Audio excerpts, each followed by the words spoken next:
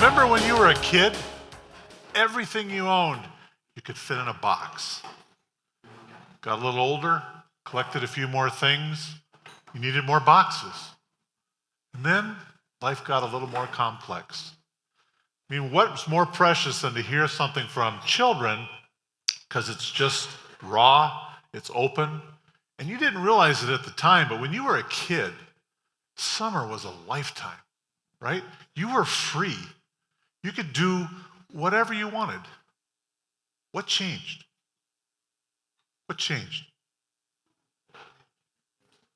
Obligations, responsibilities, they have a tendency to just kind of suck the life right out of you, right? And we're going to talk about that. One of my favorites in that whole little clip was, what's alone? It's when I'm by myself, right? As a kid, right? Or it's when people go away. When I would ask you that, you would say, oh, it's interest, principal, amortization schedules, it's time. I'm not going to be able to pay the bills. The market's down. What am I going to do, right? Responsibilities. They do kind of drain you. But as a kid, we didn't really appreciate it. I mean, for me, chaos was what team I might get picked on to play on, okay? Was I with my friends? And of course, math class. Okay, that was chaos. I'm going to refer to that a lot because for me, I don't know how many people love math. Can I see a show? There's a few of you. How many people hate math? There's my group, okay? How many people think the only thing worse than math is coming to an event like this, sitting by a table with strangers and having to make small talk? Right? There's the rest of you. There we go. I'm going to fix that tonight. Okay, we're going to have a little fun with math, and we're going to kind of go through some things. But before we do that, for those of you that don't know who I am, my name is Kevin Engbers. I'm the Certified Financial Planner, CEO, Founder, Wealth Advisor at Pinnacle Wealth here in Sioux Falls. And we got a lot of things to say, but the number one reason you're here, first off, is thank you. Thank you for the opportunity to allow us to be one of your trusted resources for financial advice. And it's way beyond me. It's a great team, okay? So you know who they are. Thank you. So you know who some of the team members are. They're kind of scattered amongst you. I'm just going to call out their names. They can raise their hand in case you want to talk to them later or connect with them here. So first off, our wealth advisors, we have Nick Omlid. I think Nick is in the back. Ryan Ovenden. Dean Birch. Okay, we have associate wealth advisors, Ethan Brower, right here. We have another one who's not officially with us here yet, but when he graduates in May, Luke Larac, you're going to be joining us, and hopefully he can get through the securities test. You can get through that. No, piece of cake. And he'll be starting his career with us. We're really excited about that. You're going to see some new faces as we're kind of really poising ourselves for being able to elevate and escalate our ability to improve our communications, to improve your experience. And we're really excited about some of the things we're going to share with you tonight. Our operations team, we have Holly Jacobson. She's kind of integrations as far as operation goes, bringing new relationships in. We have First Impressions, which is Miriam Medina, wherever you are, Miriam. Okay. And then I always joke she's lasting impressions, but also maybe relationship manager. We have Annette Burns. And that's kind of the team. And we, from all of us, on behalf of Carson Partners, Cetera Advisor Networks, and from the deepest of our hearts at Pinnacle Wealth, thank you for being here. It's an honor. All right, so we're going to talk a little bit here from the head as this first part. I talked a little bit earlier about math class. Now, the school I went to, when you were in the 9th grade, 9 is a big number tonight. I don't know whether you've noticed that. There are 9 flowers in your centerpiece. Each of you have, had, in some cases, 9 pieces of candy. There's 9 pins, and you're all seated at the table number 9, right? So that has to mean something. Well, when I was in the 9th grade, they tested us to see what math class you would be in. Most of my friends were in calculus. One was in trig. I still don't know what that is. Advanced algebra. I was fortunate enough to be in what the school called elementary algebra. Now, fortunately, it was a politically correct school because 2 years prior to that, it was general math. I didn't get math. It didn't make a lot of sense to me. But I learned to appreciate it over the times. And why I'm doing this for this many years in math, we'll get to that. So I want you to take your 9 pens, one of your pens. You have an agenda in front of you. Flip it over. And I want you to write down these 9 numbers. 0, 2, 9, 10, 20, 22, 35, 63, and 100. I'll say them again. 0, 2, 9, 10, 20, 22, 35, 63, and 100. Now, what does all that mean? Those are my business numbers, okay? They mean nothing to you, but you are what made those numbers come into existence. Okay, so they're very important to me, and I kind of wanted to share them with you a little bit. I have another set of these for my personal side. I have one for my family, and I have one for friends. But these are my business numbers. And numbers, when you look at them, initially it's like, okay, it's a number, right? But when there's meaning behind those numbers and they have a purpose, that's when you become very passionate about them. Just like a financial plan. Your numbers will look different than your numbers, but they're your numbers, and they're important to you. So here's how these numbers came into play. If you look at the middle 3 numbers in the middle of those 9, you'll see 10, 20, 22. What day is it? It's 10, 20, 20, 22. Now that's a coincidence because that's not what those numbers mean. But it just worked out that way. Okay, so let's start at the right of that middle, and we have number 35. July 20th, 1987, I passed my securities test. This year is my 35th year in the industry. But that doesn't happen without great relationships with great people like you. So thank you. That's one of the reasons we have you here. Now, the next number over, I should back up a little bit. So yeah, it's been 35 years. I started in July. Right? What happened in October of 2007, or of 1987? We had Black Monday, right? Market lost 26% of its value in one day. Hard to celebrate. It was chaos. I didn't know any better at the time. But that's when I started. The numbers are next to that. We'll come back. 63. In 2022, I turned 63 years of age. Now, that's a little harder one to admit. But one of the reasons I wanted to bring it up is because when you've been in the industry 35 years and you're 63 years of age, people will start to say to you, you got another 35? No, I don't. But I'm going to give you as many of them as I can because I'm not retiring. I'm having way too much fun. And as long as I can bring value, if I start doing this in meetings, they'll tell me it's time and we'll do that. But we're not doing that yet. We're still having a lot of fun. But I wanted to bring it up because when you put those 2 numbers together, I get a lot more of you saying, "You going to retire soon?" To the point where I'm really listening to voice inflection. Because some of them will say, "How long are you going to do this?" It's like, you need to move. And I don't have many of those yet, but if they start to get up there, we'll move that on. All right, we're going to skip the number 100, and we're going to go back to the other side. There's a number 2. Now, if you do take 35 plus 63 plus 2, you do get the number 100, but that's not what that's about.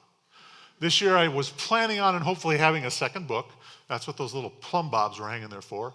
It's done, but I'm really not allowed to talk about it because it's in compliance. And if you know our world, it's all about compliance. So if it gets done by Christmas, it'll be a gift to you. If it's not, I'll give you a gift in Valentine's Day, okay? That'll be my target. And we'll do some kind of a signing or something at that point in time. So another thing to celebrate. Now let's look at those middle numbers. Okay, 22 years ago, we had something called Y2K, right? Everybody started freeze-drying food, building bunkers. The world was going to end as we knew it. Everybody bought new computers. The world didn't end. But 2000 to 2003 was a pretty tough time. I mean, we went through a really tough time financially in the markets at that point in time. But those 3 years, the good part about that is that's when, in 20 when we decided we needed to go independent. Started at Waddell & Reed. It was time to move on. We were in proprietary funds. There was no place for people to run and hide. Didn't like it. So we developed the concept of starting Pinnacle Wealth at that point in time. Celebratory, but what happens when we decide to do that? 2000, 2001, 2000. So you guys are going to start blaming me for these markets here in a minute, because anytime something great happens in my life, down goes the market. But I'll give you another twist on that a little bit later. So that was 22 years ago. 15 years ago, we're going to go to the middle number now, the number 20. That's a compound number. It involves two numbers, 15 and 5. 15 years ago is when we decided then and actually started Pinnacle Wealth. So 2022 is quite a memorable year for me. There's a lot of exciting things that happened. 2007 is when I first met our guest speakers. I was 20 years into the industry. We just started a new company. What happened in 2007? Down went the market, right? Yeah, I'm kind of guilty for this, I guess. But it recovered, and Burt will talk about that a little bit. That's the first time I met our guest speaker. If you want a treat, if he doesn't talk about it tonight, you need to do a YouTube search and look for How to Survive an Anaconda Attack, Burt White. It's a treat. It'll really give you peace and calm, and I still reference it today, all right? So that was 15 years ago. 5 years ago is when we left LPL and we went to Carson Partners. Wish I would have done it a long time ago. It's been great. But what happened in 2018? Christmas Eve, market falls 8%. The last quarter, the market was down 17%. Another reason to celebrate. I'm going to stop celebrating after tonight, probably. Okay. So that's why there's been a lot of things to celebrate, but none of that happens without great relationships with great people like you. So again, thank you. Now, the number 10. 10 years ago, in 2012, is when we really kind of got to be the sole owner, I guess, of Pinnacle Wealth. And it was just Annette, Holly, and myself. And I had a lot of people then start saying, what happens if something happens to you? Because chaos is just not markets, right? There's a lot of things that can cause chaos. When my doctor retired, I thought the world ended. I mean, I had a good relationship with that person. So the same thing can happen. I started thinking, well, yeah, what if something happens to me? The people that we dedicate ourselves to, they deserve to know that something's going to be here much longer beyond me. And that's when I sat down and started writing a 100-year vision for the company, which was kind of weird to think there's just 3 of us. We didn't advertise for any positions, and people came. Kind of one of those, if you build it, they will come things, I guess. And being from Iowa, I mean, what else can you do? That's perfect. So we're going to share a little bit of that because one of the things I want to start, just like you should be doing with everything in your life, we want to plan. I don't want to all of a sudden say, oop, now I'm retiring. I'm going to give you at least 10 years. If you can stand me that long, it's going to be fun. But we have to be proactive to say, let's plan what's going to happen so that 10 years down the road, it's a nice, easy transition, maybe longer. By the same token, at that age, you think you're kind of invincible when you're young. But what happens if Nick is your lead advisor or Ryan is your lead advisor and something were to happen to him? The same question comes into your mind. What happens to me? So we're going to become very intentional over the next 100 years and making sure that more of us know more of you. And by the same token, that you know more of us. So that way, if I'm in a fishing boat, talk to Nick, talk to Ryan. I mean, we want to have this become more of a team and a holistic group that's working with everyone. Now, that doesn't mean that we're all going to sit in your meetings, but when we have a workshop, Nick will be doing some of them. Everybody should go hear that so that we, again, become more acquainted with who you are. So the 10 years looking ahead, talked about that, 10 years looking back. Now, where are we at time-wise? We're going a little bit long, but let me give you the last little bit. So there's 2 other numbers, and then we'll eat. 0 and 9, the 2 most important numbers. I don't know whether you knew that or not. So let me ask, how many think that 0 is a number? This is why I had math problems. How many people think that 0 is a number? Okay, is 0 a number? Do you count it? Okay, if you count it, here's what happens. 0, 1, 2, 3, 4, 5, 6, 7, 8, 9. Number 9 is the 10th number. How does that work? And my world went, okay? But some people will say, the zero has no value, so we don't worry about it. My wife tells me that all the time, but it depends on which side of the decimal point, right? Because the zero turns a 1 to a dot to 10, 10 to 100, 100 to 1,000, 1,000 to a million, and so on and so forth. The zero is what really builds your wealth. But then there's the number 9. This one is kind of fascinating to me. There's a gentleman called the human calculator. Not me. I'm plagiarizing his stuff right here. The number 9, did you know that every number above 9 refers back to 9? Okay? Number 10, what is it? It's a 1 and a 0. What's 1 plus 0? 1. What's 10 minus 1? 9. All right, let's get creative. What about 12? 1 plus 2 is 3. 12 minus 3 is 9. I'm 63. 6 plus 3 is 9. That's not the end. What's 63 minus 9? 54. How do I know that? What's 5 plus 4? Every number. So we all have something in common here. We have life, we have mortality, and we have the number 9. So I don't think you wanted to talk about mortality tonight. So I thought, well, in life, we're going to share some of that. But I thought, give you a conversation starter. Well, when they bring your food, look across the table, make eye contact with somebody, and say, what's your number? Now, odds are, some of you in the room aren't going to be honest with what that number is. But whatever they say, figure it out. Gets a little crafty with 22. 2 plus 2 is 4. 22 minus 4 would be 18. Oh, 18 is 1 plus 8. That's 9. 101. Now we're getting complicated. 1 plus 0 is 1. 1 plus the other 1 is 2. 101 minus 2 is 99. Still not a 9. Oh, but what's 9 plus 9? 18. What's 1 plus 8? 9. So have fun. You got a conversation starter. You don't have to be bored. Because our goal with what we do for a career is help you find your 9. That's why you're here. Now, we're going to serve you here in just a little bit, but we come to this point in time and it's always can be awkward. It's not awkward for me. Before they bring out the food, there's always the conversation, should we have a blessing on it? Well, I was raised in a house. My dad was a pastor. Fortunately, I was raised in a house, but my dad was a pastor. And he, of course, said you should pray for everything, which we pretty much did and followed that. But he had one really interesting rule, and that's when it came to mealtime. Because I thought, man, we got to pray for beets. I had a hard time with that one.